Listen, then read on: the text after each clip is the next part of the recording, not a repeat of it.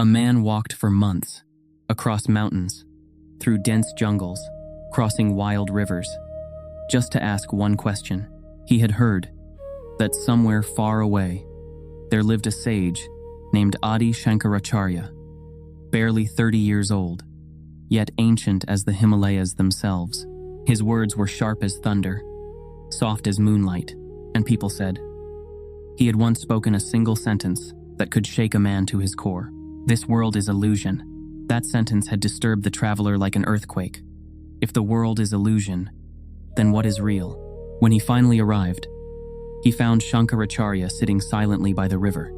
The sun was setting, painting the sky in fire and silence, and the river flowed like a hymn. The traveler bowed, but Shankaracharya said nothing. He simply looked, not at the man's face, not at his clothes, not at his exhaustion, but straight into his core. That gaze, alone, was enough to silence every word inside him. But he had come too far. Months of walking. For one question, he gathered his courage. "Revered master, I have come from far away.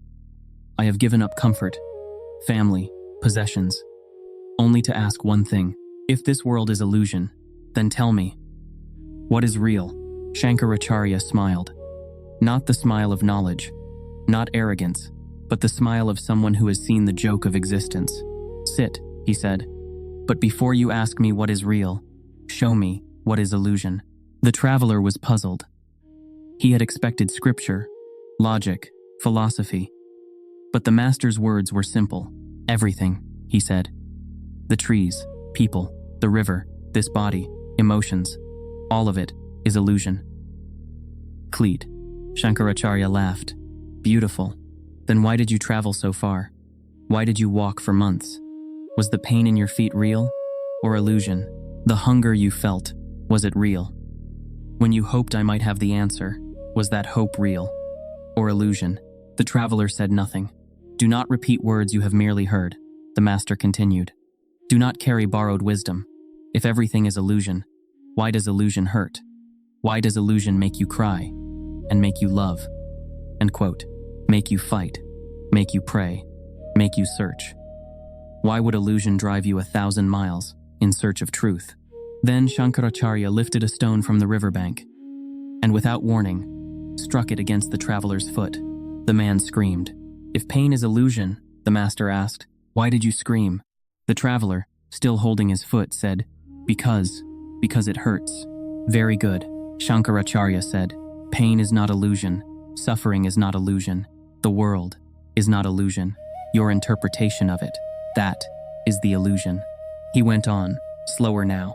"The world is not illusion. The world as you perceive it, and that is illusion. You do not see what is. You see only what your mind projects. You do not see reality. You see your desires, your fears, your beliefs, your memories. You do not see life. You see your version of it. Then what is illusion?" the traveler asked softly. "The illusion is not outside," Shankaracharya said. "It is inside. The snake is not in the rope. The fear is not in the night. The suffering is not in the world. It is in your mind. The mind is the illusion. Consciousness is the real." Silence fell. The river kept flowing. The wind moved through the trees, and somewhere deep inside the traveler, something had begun to shift. "Look at this river," Shankaracharya said gently. "Is it illusion? No. It flows. It quenches thirst. It reflects the moon. The river is real, but the river in your mind, your idea of it, your judgment, your belief, the name you give it, that is illusion. The real river exists without your opinion of it. The one in your mind disappears the moment I say. It is called the Yamuna, or the Saraswati, or the Ganges. The world exists, but the world you interpret, that is illusion. The tree exists, but beautiful or ugly, that is illusion. The sun exists, but good omen or bad omen, that is illusion. Your body exists, but young, old, attractive, unimportant, that is illusion. Everything that is interpreted is illusion. Everything that simply is truth. End quote. Then what is real? The traveler whispered. Shankaracharya looked into his eyes and spoke, word by word. That which never changes is real. Everything you see changes. Youth turns into old age. Day becomes night. Birth melts into death. Lovers become strangers. Kings become dust. All of it, constantly changing. How could it be real? The real is that which never changes. Appearance changes. Essence remains. Form changes. The formless truth remains. The river changes. The drop changes. The wave changes. But the water remains. Water is real. Birth changes. Death changes. The body changes. The mind changes. But consciousness remains. Consciousness is real. The traveler felt something loosen inside him. Not an answer, but a glimpse. But Shankaracharya was not finished. The world is not unreal, he said.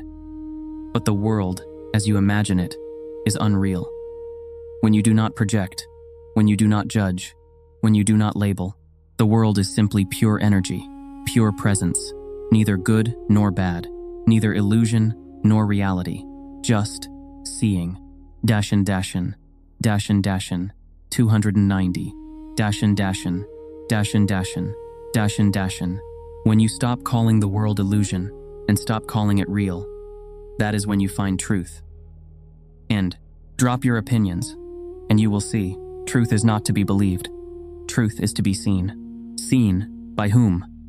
The traveler asked softly. Shankaracharya's voice fell to a whisper. By the one in you, which never changes.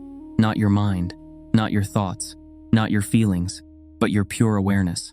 That awareness, without shape, without name, without birth or death, that is the real.